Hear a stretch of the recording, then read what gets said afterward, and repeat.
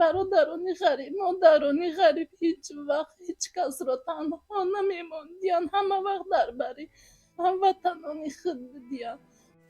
بابا جان، اکا جان، هزار رحمت کلام بچه جان مرا یاردم کرده. که ای بچه مرا ساق سلامت بیارین، ما چمون یاد کردگیم هر کسی که در دل ذره رحم داشته باشه الکی این نوار در دل او یک چیز شید که برای مادر عزیز دستگیری کردن اومدین اینا نه 1500 روبله در دست یعنی مادر عزیز دادن فکر روزشون سبب در نوارشون دادای ما چه داره همه خیلی برآورد محکم کردن میدونین 90% میگفت رحیم با تو حرام خودی سر کرده با یا مادر دیگه شیطانی کسی پول کار میکنین مخای کار روزی بدیم حتی مادر رو بیام بینن مهم تست پول جمع شد ما مادر عزیز بریم دیگر برای مادر یگانه چیز میدونم کی نه گناه کارون عزیز کسی که در همجین یا لگیا کامنتر اگر دریغ ندارین از همه احترامانه خواهش میکنم در کامنتر در حق مادر دعا کنین که اشک خرسندی من دیروز که من هیچ وقت تنها نگذاشتم. رحیم پروداکشن. فرصت فرا رسید بهترین اقدام در روز عید از جانب مرکز خدمت رسانی دیلش موبیل کسی که تا 10,000 روبل را از رحم دکان چیزی میخره سه نمود یعنی توفه ها هستن یک تاش انتخاب میکنه برای فرزندش میگیرم میبره. دوستان عزیز یکم عکس ما کسی که 10,000 تا 20,000 روبل را خریداری میکنه لوبای چیزش میگیره میبره. این نواشنیکای آیفون توفه کرده میشوه پلوس چخل استیکلو برادران عزیز. انا برادران عزیز تلخ کف نشین این نمیغلطه آیفون کسی که آیفون خریداری میکنه کسی که سامسونگ اس خریداری میکنه میدونید در دوران اس چند نمود مدل میدرویا انا ای ورتالیوتی با بوگی پدرکه کرده میشه برادران عزیز. کسانی که ورتالیو نمیخواد آیفون های نواشنیکای دیوانای دیگه زکاسوس این مینا برای شما برادران همه شما را انتظاریم در روز عید. مرحبا بر دکان ما مرکز خدمت رسانی دیلش موبیل همتون انتظاریم. السلام علیکم دوستان و هواداران سامانه رحیم پروداکشن. دوستان عزیز امیدوار هستم تنسیت و خانواده هستین. امروز ما با دیداربینی مادر عزیز اومدیم بعد دو روز سه روز نواری کردگی ما که در سامانه یوتیوب بسیار نفرها را گریان کرد و بسیار نفرها زنگ زدن همراه مادر در غم مادر در درد مادر شریک شدند. به خاطر چی؟ به خاطر درد مادر، به خاطر سه فرزندکی که از خود تاجیکستان با یک آه با یک نال که ای بچه مرا ساق سلامت بیارین ما چمون یاد کردگیم هر کسی که در دل ذره رحم داشته باشه الکی این نوار در دل او یک چیز شید که برای مادر عزیز دستگیری کردن. ما از همه شما مینداریم هزار رحمت کلان. بازی میگیم که در کارتو چقدر مبلغ جمع شد مادر چقدر خرسنده چقدر غمگینه بازی همش میفهمین. دوستان عزیز با صبر تا آخر برنامه تماشا کنین یا لایک یا کامنتر برای پیشرفت ما دریغ ندارین. دوستان عزیز السلام علیکم مادر جان. سلامتی و چخله مادر جان. شکرانه الله رحمت. این امیدایی که ای سال 2014 تا حاضر عذاب درد مشقت نبودن شرایط زندگی شما را به یک جای آوردگی بود که از همه چی امیدتون کنده بودین و امروز در ماه شریف رمضان در شب قدر در روز مبارکی در دهه آخر ماه شریف رمضان خداوند نام یک حکمتی که برای شما طول سال از سال 2014 تا حاضر همین نبود همین حکمت برای شما داد. شما از حکمت ناگهانی الله مهربان چه خیر شدین؟ هزار بار شکر به دستگیری برادرانی غریب مادرم. هزار بار میندارم که مرا تنها نگذاشتن اینقدر مهربانی کردن زنگ زدن گپای نغز گفتن حتی گریه هم کردن. شکر میکنم اینقدر غمخوری کردن.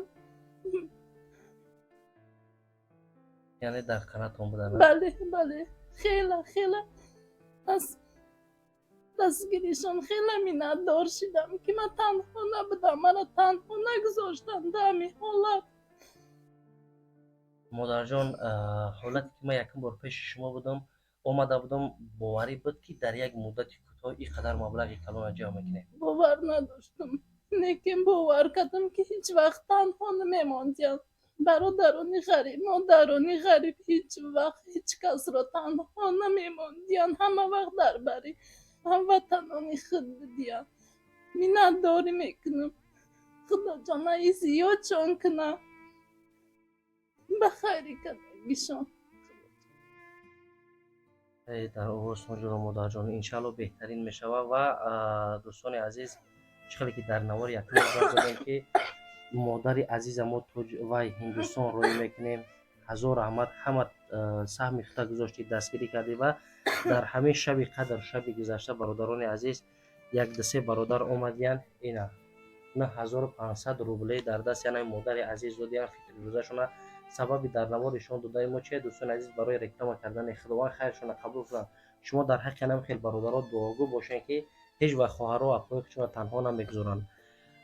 مادر جان عزیز مسئله کارت‌ها دستگیری بدن همش زنگ زدن همه قناعت بخشیدن که کارت از خطونای نمره تلفن خطون میبردارن یگان کس شک شبهه نکرد. نه بله پرسیدم نومی رو به نام خطانه بله گفتم به نام خمای کرده هم به نام خمای همش پرسیدم دل تهی هم کردن هزار رحمتی کلان به مادرون به قریبون برادرون هزار رحمتی خداوند همه وقت بالای سری همش باشه که مرا تنها نگذاشتن در همین حالت. انشالله افا جان که از امروز با یک مادر قوی میشین که خیلی که ما دانی در اومدم انمو اشکایی که ما در نوار گفتیم به خنده انشالله مبادل میشن انشالله همون چیز چیزه این سرشبی کارای فقط تکیه به الله مهربان میکنیم. جان دهنده الله مهربان جان گیرنده الله مهربان. اگر در نصیبای ما چیزی باشه همون چیز ما میبینیم فقط تکیه به الله میکنیم تا روزی که جان در بدن ما موندگی هزار رحمت دوستان عزیز.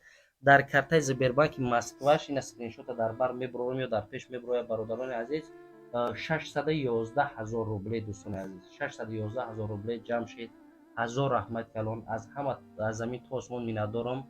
در کارت تاجیکستان باشه بانک از خط 10,000 وای 4,000 روبله 4,000 سوم 4,000 سوم گذشته اینیش هم اسکرین شات چه میمونم. سلام علیکم مردم غریب مردم تاجیکستان من میندارگی خود را به شما میرسانم که شما ما رو به طرف نگذاشتید کمک خود را رساندید. تا حال به کارته من 4,230 سومون جمع شد. خداوند هیچ وقت دست کم رو نبینید سوق سلامت به پیش فرزندا پدر و مادر رو برگردید. باز یک بار دیگر میندارگی خود را بیان میکنم. از همه از زمین تا آسمان مینداریم برای دستگیری کردن برای سخن نیکان و بسیاریات نویسن که رحیم نمیشید که همین مادر مثل نمی حاضره یگان سطر کنین محکم کنین مقصد خیلی مادر برای تنش و پیش برش ایجاش نتوه.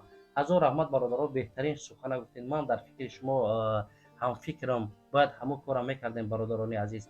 اگر من مادر همین خیلی میبروردم محکم کردم میدونین 90% میگفت رحیم با تو حرام خودی سر کرده با یا مادر دیگه قط شیطانی کسی پول کار میکنین. مقصد ما چی بود که همین رگی بری گردن دم کردگی این پره بری گردن دم کردگی یک پره همه سینه نیم قدر دم کرده که این رو ما برای چی شون دادیم در نوار گفتیم زورمون آمد گفتیم که مادرایی که زنگ زنن بینم برای که پول نبود ما با همه کار روزی بدیم حتی مادرها بیان بینن مهم تست پول جمع شد ما مادر عزیز بریم دیگر برای مادر یگانه چیز میدونم کینای گناه کاری که ما کردیم در روی اکران برآوردن یک پره لیگ ایلوج نیست برادرها. هر یک کدام که تماشا کنین همچو مادر همچو خواهر همچو اپا برادرها فقط شما خداوند این درد برای این با در مادر داد که ما بینیم بنده هایی که دو دست دو پای همی سالم داریم شکر کنیم به همین خاطر انشالله دردم داد شفاش هم میته برادران عزیز. فقط تنها این خیلی در کار نیست اخسانش مادر نبرومد اخسانش رحیم رکلامش نکرد همین جانش که سلمان میبود روی اکران نمیبرومد برادر جناب. از همه ما از زمین تا آسمان مینداریم امروز از خرسندی گپ میزنیم و خرسندم شدیم انشالله. چی مادر جان گپ زنیم اشکی خرسندی من دیروز که من هیچ وقت تنها نگذاشتم. بله دیروز برای خرسندیم گریه میکنم که من اینقدر پشتیبان داشتم برادرانی غمخوار داشتم مادران داشتم که برای تنها نگذاشتم. بعد از نوار فهمیدین که چقدر مادر تاجیک چقدر پدر تاجیک چقدر فرزند تاجیک برای یکدیگر میسوختن. نو واسه که شما را نمیشناسن نمیدونن و نه خیش دونن نه یارتونن نه دوستونن نه که برابر شما اشک ریزونن. بله بله گریه کردم زن زدم گریه کردم که سوز میشوی انشالله ناامید نشه. برای که مادر جان در هر یک عائله که ما زندگی میکنیم هست یک نفری که معیوب است یک نفری هست درمانده، یک نفری هست که راه گشته نمیتونه. با همین خاطر انسان وقتی که خود کی درد داره، درد یک کسی دیگر را میبینه، دیگر تحمل او درد نمیکنه برادر جان عزیز. و همین خاطر خداوند همه چی میگه که در کهدان همه خالی زندگی کنیم، لیکن سلامتی خوب داشته باشیم برادران عزیز. این مال این ثروت همه به خدا قسم در یک روز خوشبختی زندگی کو نمیرسه. آدمایی بودن که گفتن نیم جهان میتیم جان ما خلاص کنیم، نتونستن برادران. فقط این یک چرکی 10 سالک در زندگی حاضره همین نباشه کو نال مخی برادران، نال. و همین خاطر از همه میندار بشیم. نوار بعدی انشالله که سفر مادر عزیز و هندوستان میشه. و ما اگر که اسپید کنیم پیش از ما وای ایدی سعیدی رمضان روی میکنیم، اگر اسپید نکنیم بعد اید رویش میکنیم. خلاص همه شوای کردگیم، دکمنتو همه تیارن. انشالله که شما نوار بعدی را اجداد کنید که ما مادر چخیر روی میکنیم، مادر چخیر میره ایوجا که پیشواز میگیرن، همش انشالله تامین کردگیم، همش هست با خاص الله مهربان. فقط ما بنده ها اول آخر الله مهربانه، فقط ما بنده ها سببگاریم.